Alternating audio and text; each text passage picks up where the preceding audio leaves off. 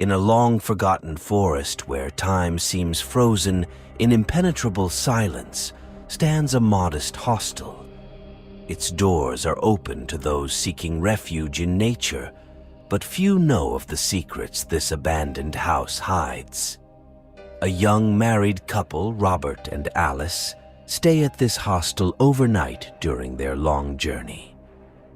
The hostel, which looked like an abandoned orphanage, was surrounded by dark trees as if protecting it from the outside world. Once inside, they found that the interior was furnished with old furniture and filled with the spirit of bygone days. The smell of dampness and old age lingered in the air, as if reminding them of a past that time itself had forgotten. Despite their initial doubts, the couple decided to stay here for the night, hoping for peace and solitude after a long day on the road.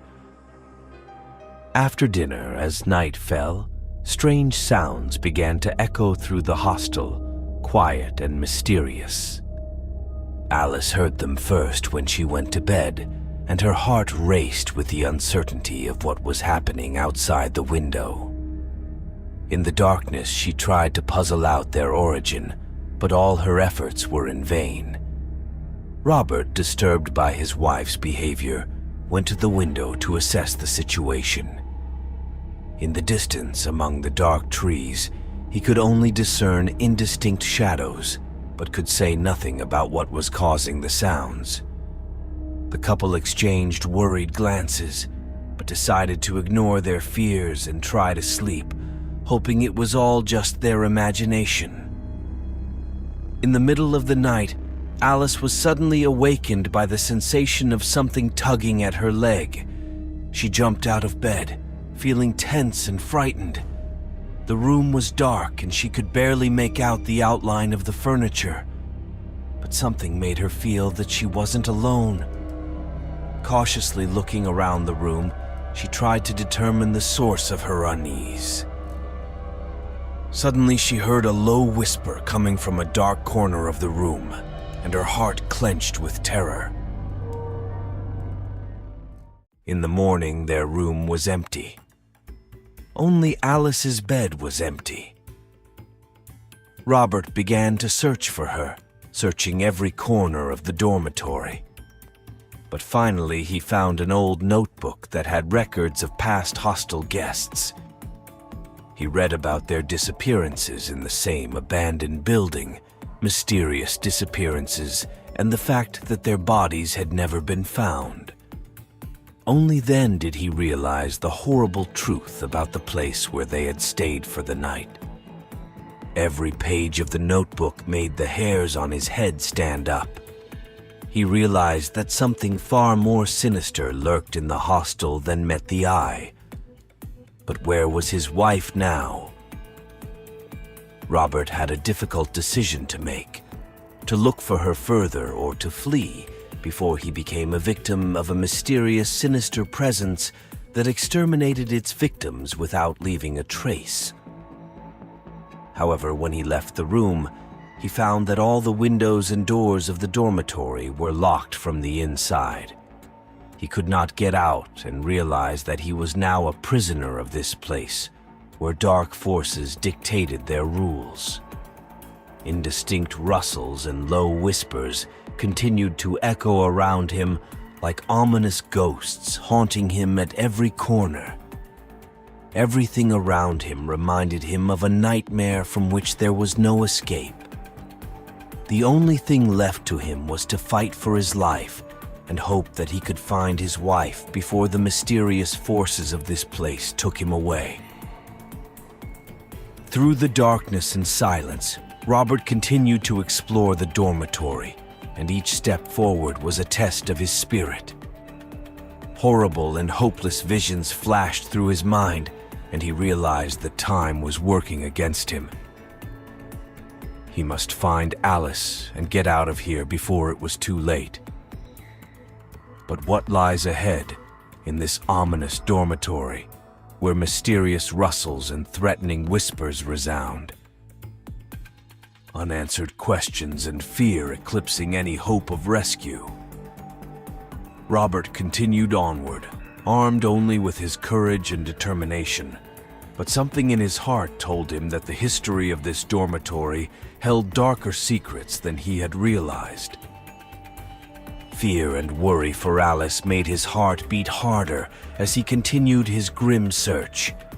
Every shadow, every rustle made him shiver inside, but he couldn't stop. He couldn't lose her, not in this place where mysterious forces seemed like nightmares come to life. Suddenly, a piercing scream erupted from the darkness. Robert pressed a hand to his heart, his own breathing frozen. He rushed toward the sound, at the mercy of fear and hope. The scream grew louder, and he recognized Alice's voice in it. Her scream pierced his heart, giving him new strength to move forward. He rounded the bend and was met with a terrible sight. Alice was lying on the floor, surrounded by darkness, her eyes staring fearfully ahead. Robert rushed to her, clutching her body in his arms. He felt her trembling, heard her faint breathing. She was alive, and that was all that mattered.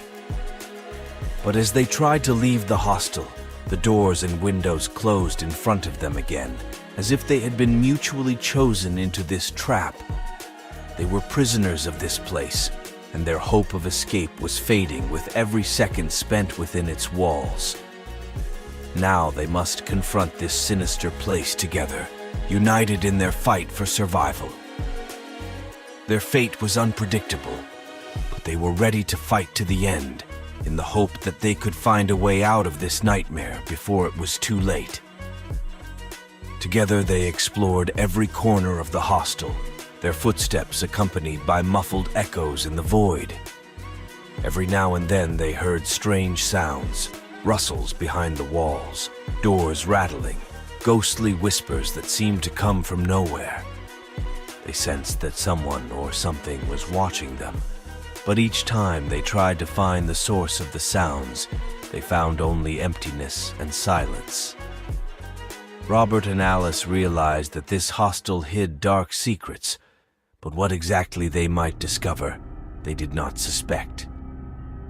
They walked through the corridors and looked in every room, but everywhere they went there was nothing but emptiness and darkness.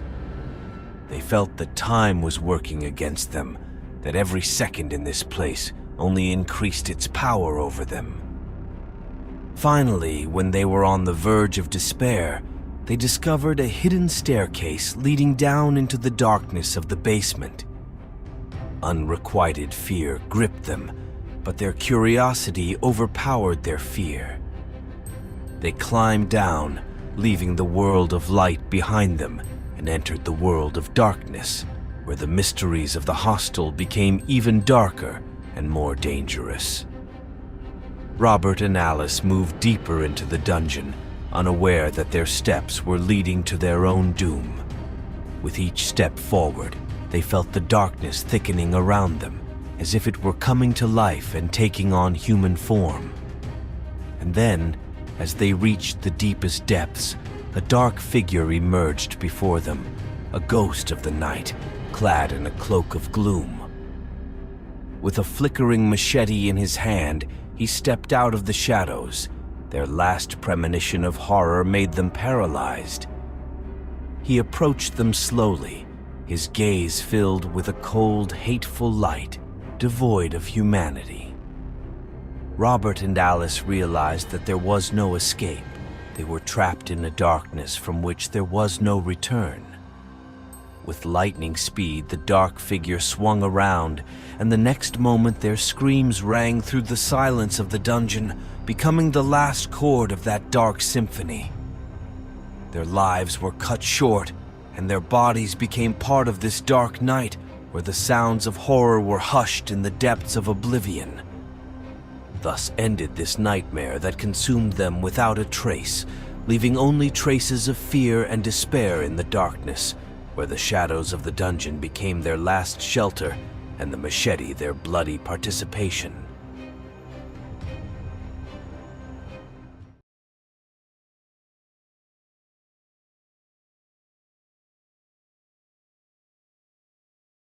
The chilly autumn breeze swept through the quiet streets of Willow Creek, carrying with it the faint scent of fallen leaves and damp earth. Lily's footsteps echoed softly against the pavement as she walked home after a day's work with her backpack slung over her shoulder.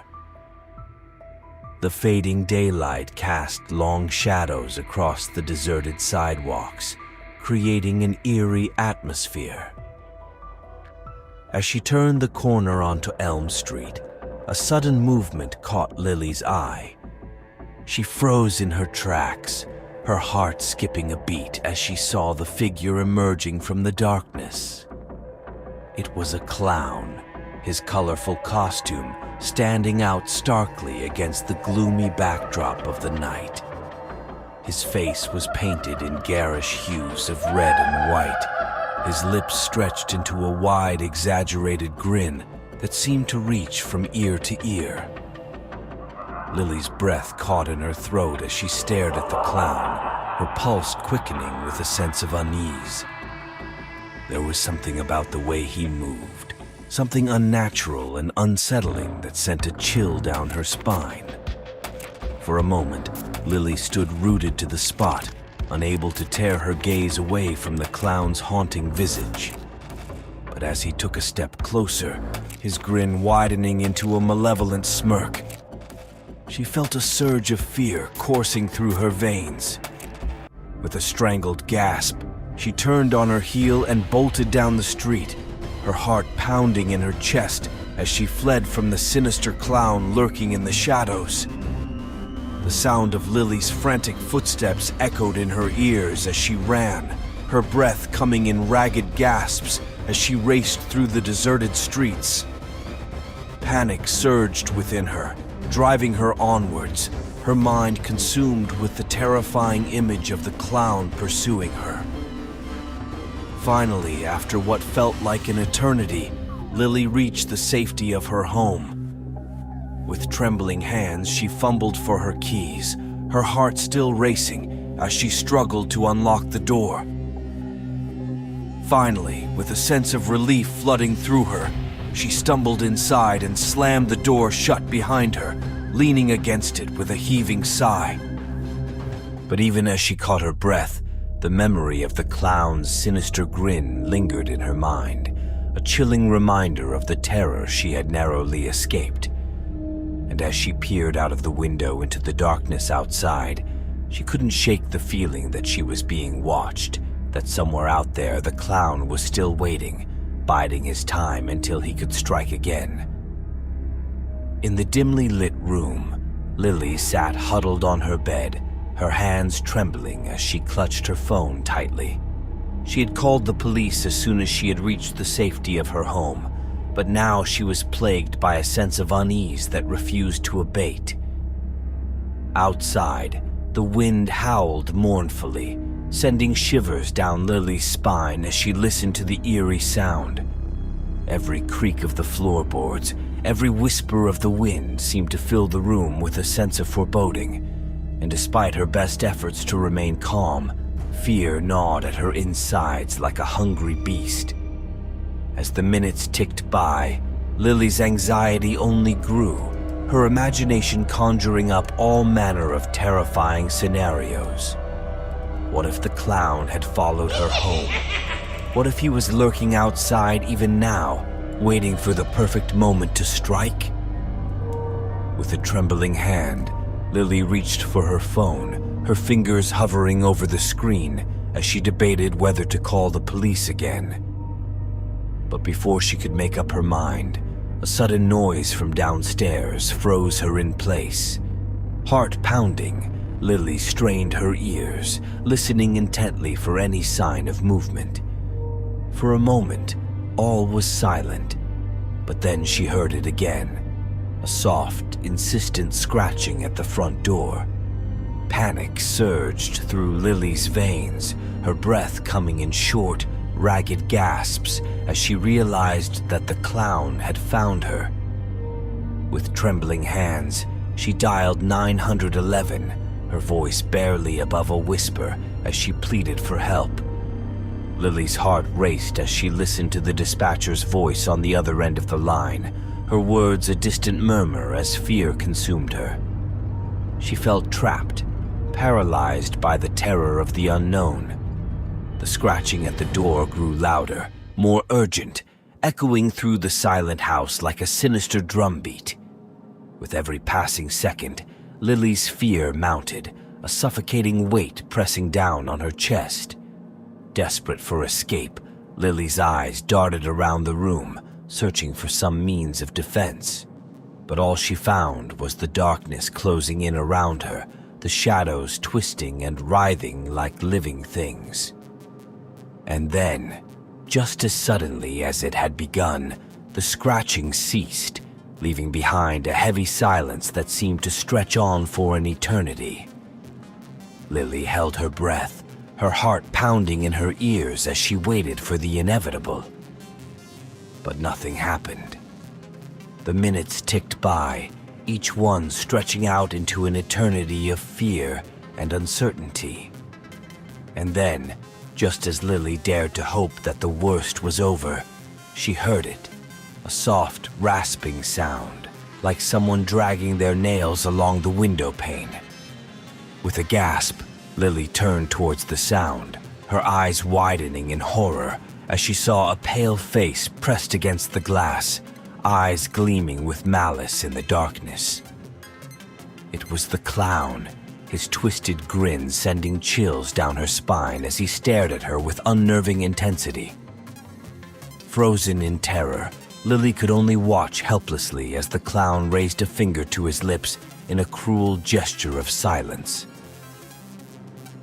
And then, with a final chilling laugh, he disappeared into the night, leaving Lily alone with her fear. As the night wore on, Lily remained huddled in the corner of her room, her eyes fixed on the window, half expecting the clown to return at any moment. Every creak of the old house sent shivers down her spine, and every gust of wind made her heart skip a beat. She knew she couldn't stay there forever, but the thought of leaving the safety of her room filled her with dread. What if the clown was still lurking outside, waiting for her to make a move? What if he found a way inside? Lily's fear slowly gave way to exhaustion. She couldn't stay hidden forever, and she knew she needed to find help before it was too late. Summoning all her courage, she crept towards the door, her hand trembling as she reached for the handle. With a deep breath, Lily flung the door open and dashed out into the hallway, her heart pounding in her chest. But to her relief, the house was empty, the only sound the distant chirping of birds outside. Relieved but still on edge, Lily made her way downstairs, her eyes scanning the shadows for any sign of the clown. But the house was silent, and as she reached the front door, she allowed herself to hope that she had escaped unscathed. But just as she reached for the handle, she heard a soft whisper behind her, sending a chill down her spine. Turning slowly, she saw the clown standing in the doorway, his eyes burning with a manic intensity as he advanced towards her. With a scream, Lily turned and sprinted out the door and into the woods at the back of the house. Her heart pounded in her ears as she ran in the darkness. But no matter how fast she ran, she couldn't shake the feeling that the clown was right behind her, his laughter echoing in her ears. Lily's legs burned as she trudged through the dense thickets of the forest, her breath coming in ragged gasps.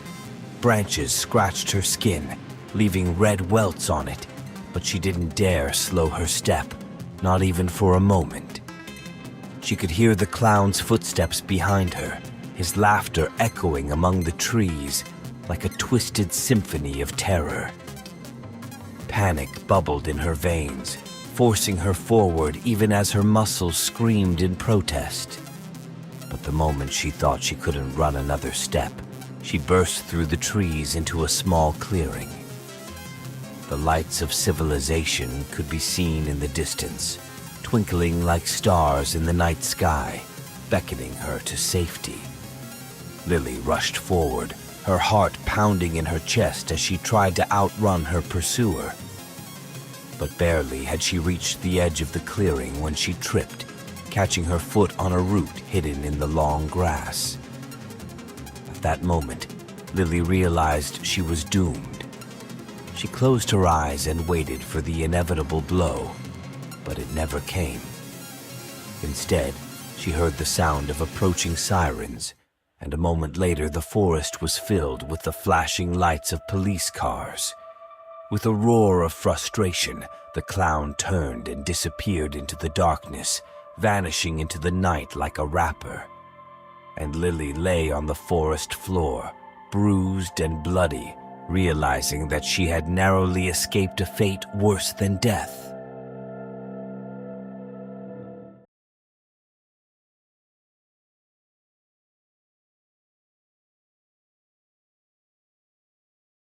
As the Johnson family lawyer read out the details of their late great-aunt Agatha's will, anticipation filled the room. The Johnsons, consisting of parents Mark and Sarah, along with their two children, Emily and Jacob, listened intently.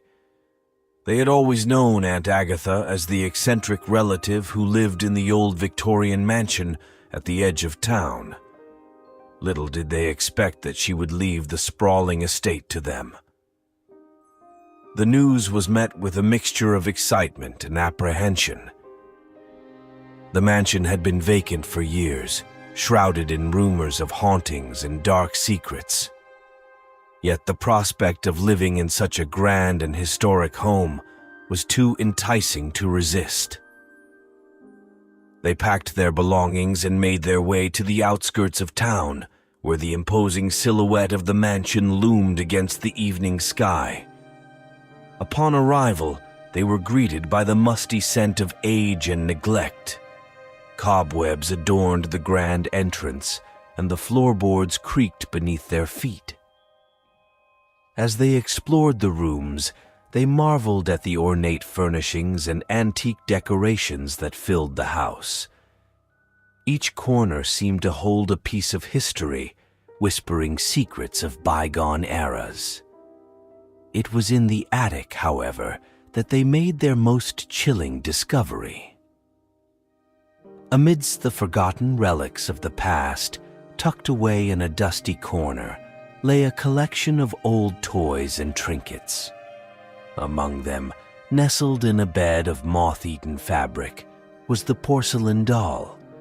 Its delicate features were frozen in an eternal smile, yet its glass eyes seemed to gleam with a sinister intelligence. Mark reached out to pick up the doll, feeling a shiver run down his spine as his fingers brushed against its smooth surface. There was something undeniably eerie about the doll, something that made the hairs on the back of his neck stand on end. Yet, despite the unsettling feeling it evoked, he couldn't tear his gaze away.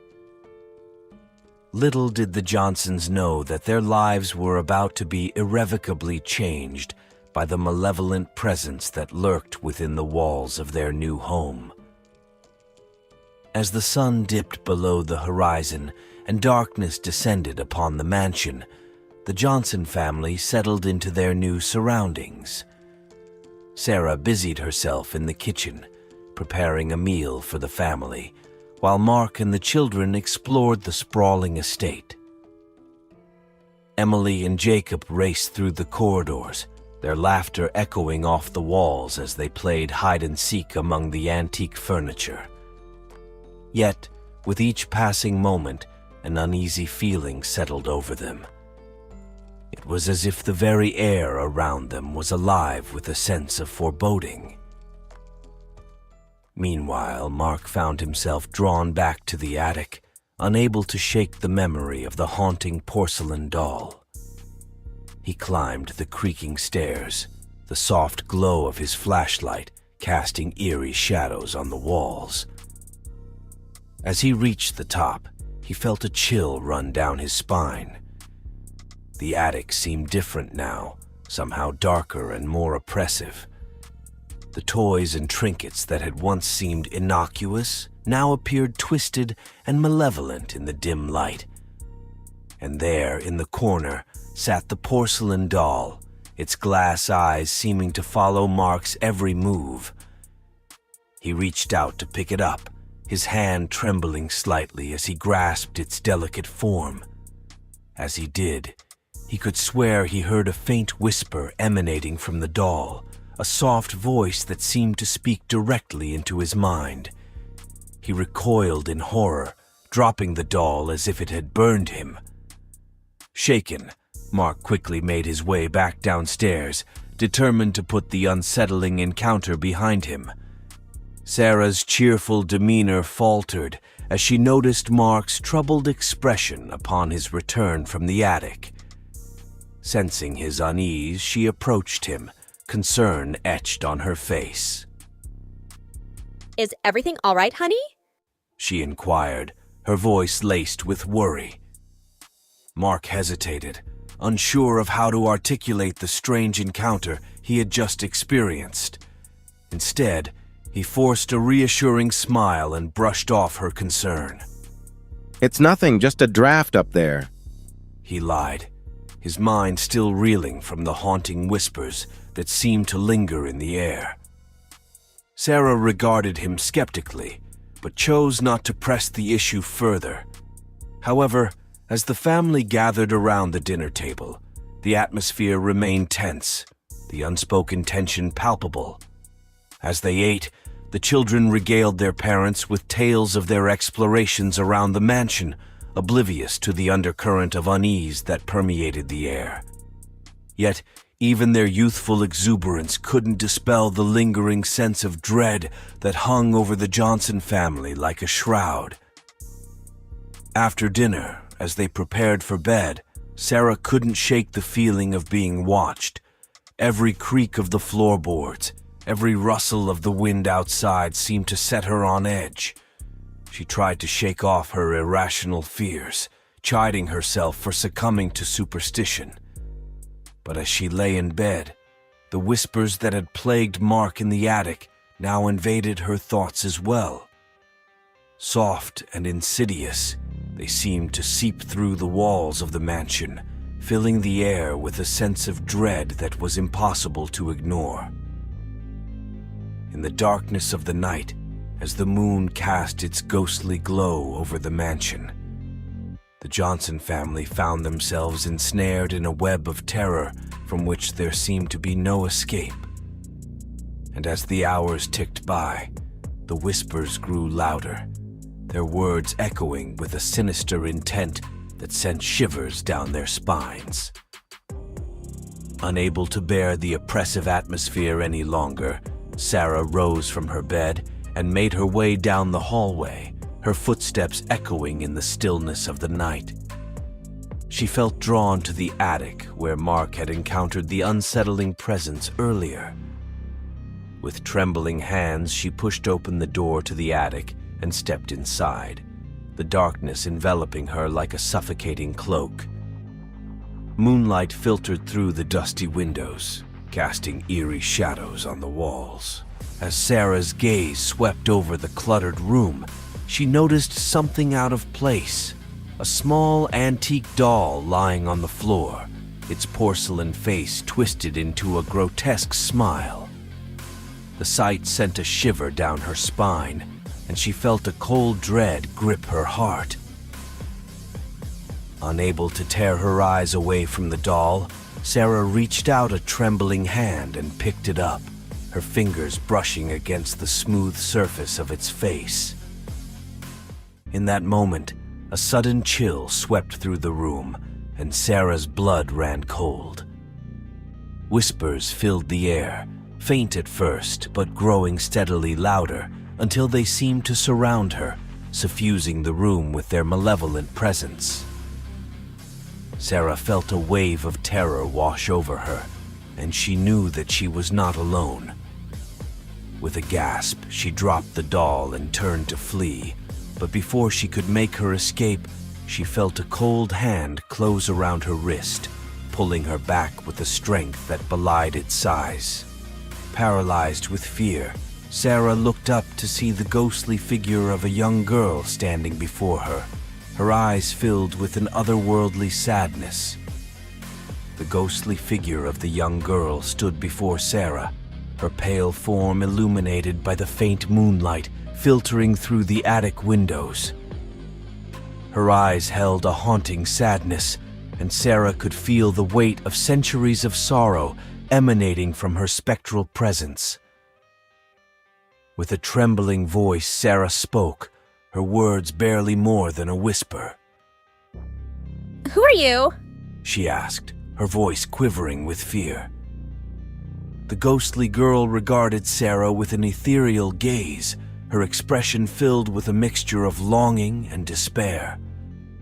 Slowly, she began to speak, her voice echoing through the attic like a mournful lament.